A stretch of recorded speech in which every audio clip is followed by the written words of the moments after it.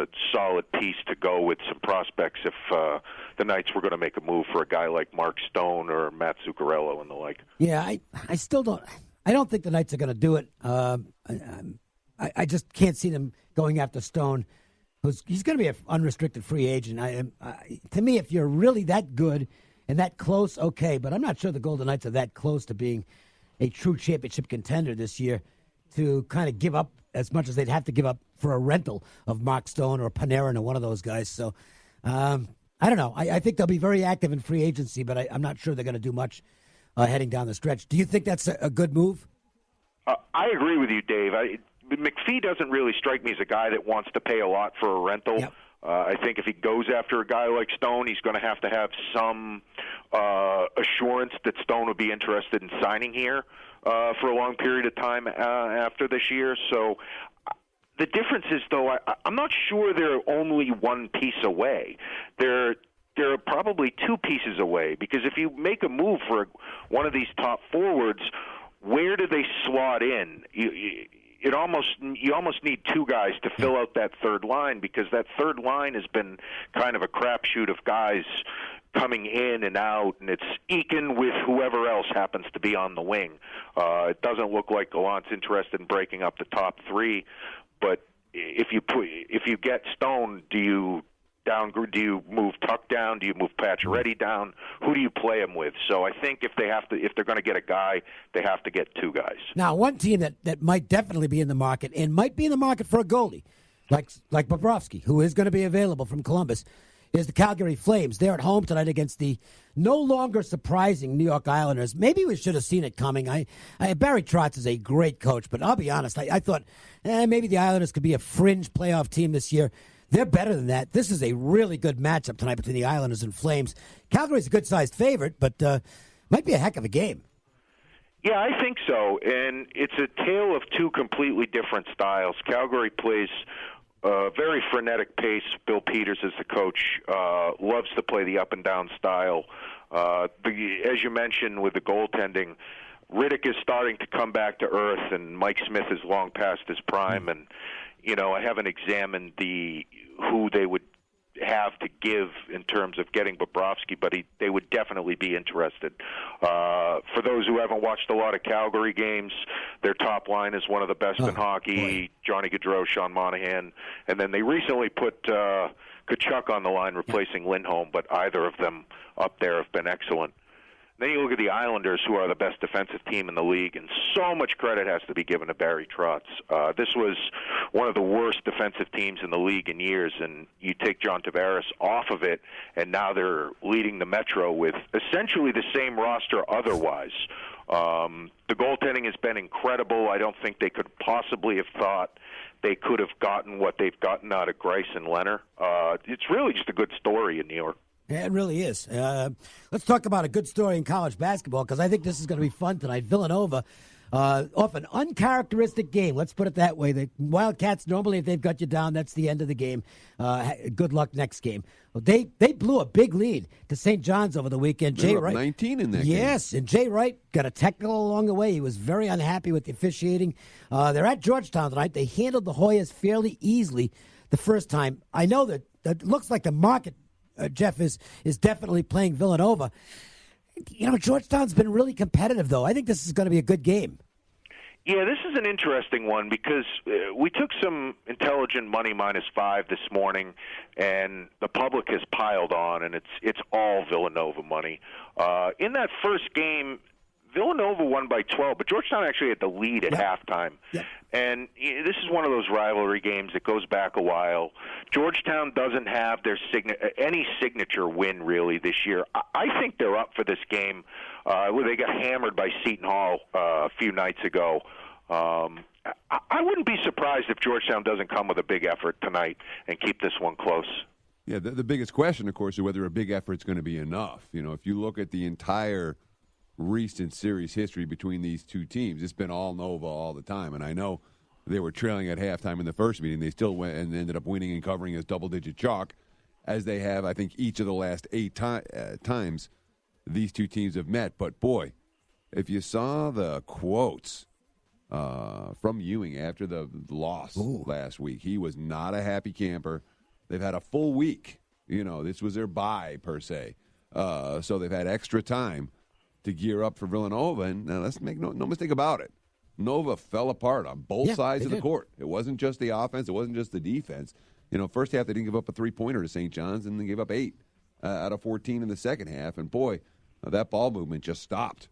So it'd be interesting to see how the Wildcats bounce back. I'm with you in theory, Jeff. I do think that we'll see a good effort from the home team tonight. And this is going to be fun tonight because, look, there aren't many spots this year where there's a chance Nevada's going to get beat. Yeah. But tonight might be one of those nights. They're down at Viejas. The crowd will be really fired up for this one, and it's going to be an exciting matchup, I think, between Nevada and San Diego State. What's going on with the betting in that game?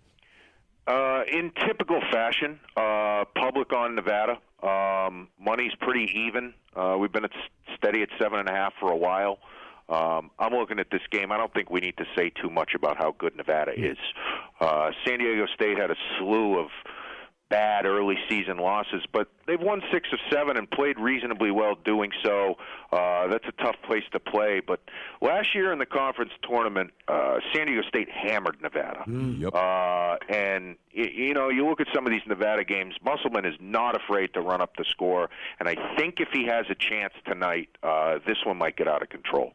Yeah, the Wolfpack were trailing by 30 last year at the Thomas Mack. They ended up losing by 17 when all was said and done. But it wasn't pretty, and that came on the heels of losing to San Diego State right here in San Diego just a few days before that, the previous week. So it's not just one revenge matchup. It's back-to-back that the Aztecs were able to take care of the Wolfpack. So I'm sure those are losses that Nevada remembers. In fact, if you're reading the quotes from up in Reno this morning, they are definitely interested in this ballgame. Yeah, they are. Speaking of San Diego, city that I love, and it got a little more exciting because Manny Machado is 2 now, wins, Dave. 2 wins. Well, maybe this year it might only be a 2 couple wins is but what he's worth.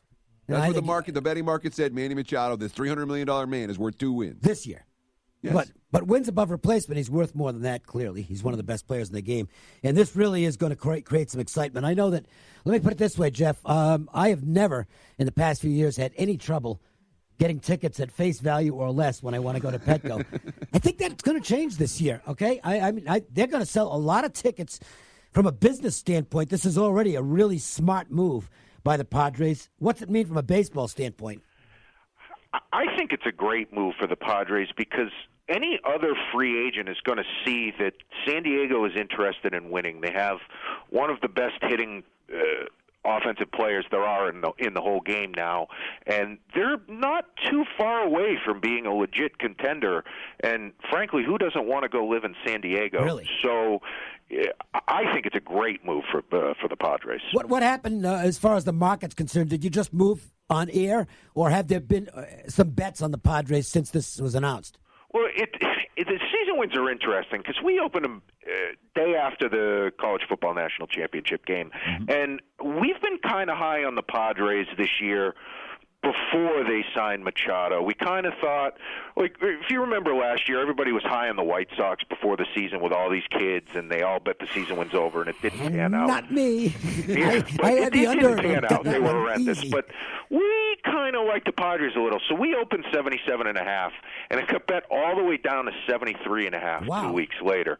And we ended up, we were at 76 or 76.5 when the move came in right away, and we figured them for about 3 wins, so we went to 79.5, and we immediately took under money, under 79.5 and under 79. So we're sitting at 78.5 now, sitting pretty steady. And then, we lowered the World Series to 40-1, which is surely lower than everywhere else. But again, that all lies in with us thinking the Padres might be better than the market does. Yeah, and again, I mean, I can tell you exactly why you got those bets on the under 79.5 and under 79, because 78.5 was a number in other prominent places, and you know how it is. Yeah. The pros are going to find that extra half win, that extra half, whatever it is.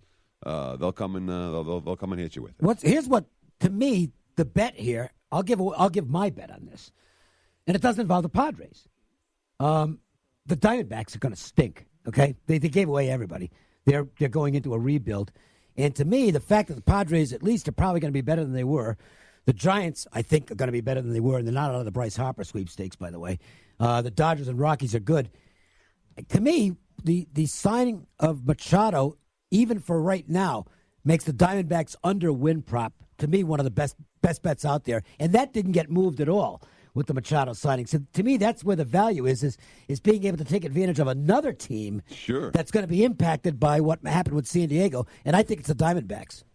Well, what's interesting you say that, Dave, is yesterday we actually, from a player who wins, came in and bet 300 to 1 on the Diamondbacks to win the World Series and bet over 73.5 and over 74 with the Diamondbacks season wins. We were actually kind of baffled in the office.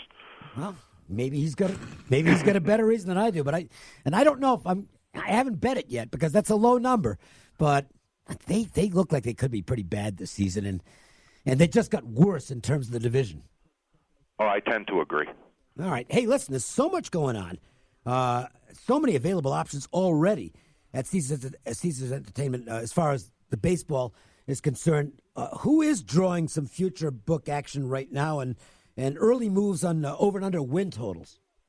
As is the case, we have twice as many tickets written on the Cubs than we do on the second most team tickets written. And obviously there's the most money on the Cubs, too. Second most tickets would be the Yankees.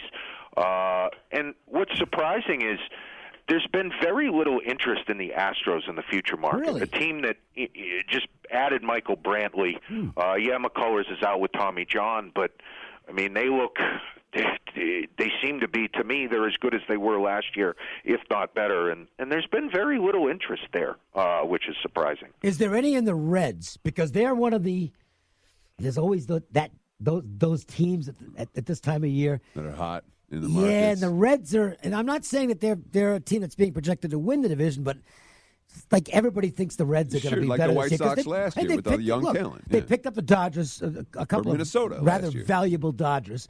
Are they generating action at the books? We